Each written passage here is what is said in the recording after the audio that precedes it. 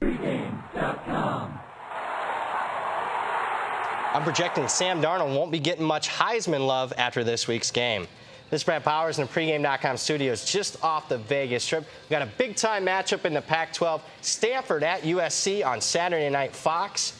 Big game, Fez. Big game. Looks like a early September playoff game for the Final Four, possibly. Who do you like? I like the underdog in this one. That's right. We're taking Stanford plus the 6.5. Let's just talk series history, guys. In the last 9 meetings between these two teams, Stanford has won 7 of them outright. Now, have the Cardinal had better players than the Trojans the last 9 years? Not necessarily so if you look at recruiting rankings. But what I like about Stanford is they have a chip on their shoulder when they're playing USC. I take that back to the Harbaugh days when he's going up against Pete Carroll. I also like the fact that Stanford's more reliable. The public likes to bet the football sexy USC team, but Stanford's, I'll use a Fez term here, is the meat and potato teams, the more reliable team. That's why they won 7 of the last 9 in the series. And I give them a good shot of not only covering, but winning this game outright as well. Not just a series advantage, a situational advantage, a key early bye week for the tree, right? Yeah, last week they're sitting at home, prepping. They prepped all week for USC, sitting at home, can watch the USC game. USC was expecting to have a easy time with Western Michigan. They're a 4-touchdown favorite. Late in the fourth quarter, they're only up 35-31. Very misleading final there. They score a couple of long touchdowns late. They had to sweat it out. Meanwhile, Stanford's resting after that trip to Australia last week. Now, let's talk about trips to Australia. I'm having a flashback. I don't even remember who they played, but I remember Hawaii went to the land down under, and then they had to go to Harbaugh's house in Michigan and lost by a zillion. Does that concern us at all? No, it would concern me if Stanford had played a game last week, but they didn't. In fact, Hawaii played the Australia game against Cal last year, then traveled to Ann Arbor and got annihilated. Cal, their opponent, had a bye week after that game and then went on the road again and played.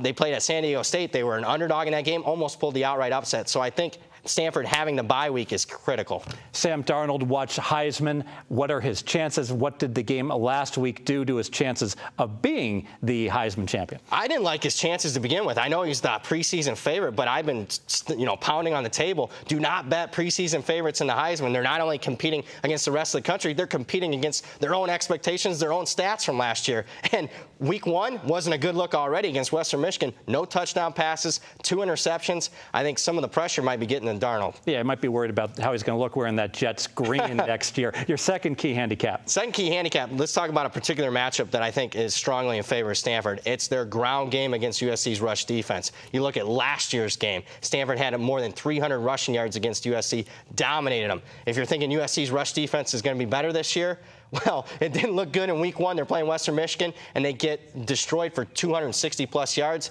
Going up against that Stanford power rush, I think it's going to be a problem again for him this year. Forget Sam Darnold. Let's talk about the running back, Bryce Love. Yeah, he's a guy that I, isolated as a potential breakout player of the year in college football. You look at the history of the Stanford running back position. Last 9 years, average leading rusher, averages 1,400 yards. I liked what I saw from Bryce Love last year, and I obviously liked what I saw in the Rice game. He had 13 carries, but they went for 180 yards. Good first game for him. Yeah, I remember you're getting ready to watch the big boxing match, and I'm texting you that Bryce Love is pounding the rice cakes.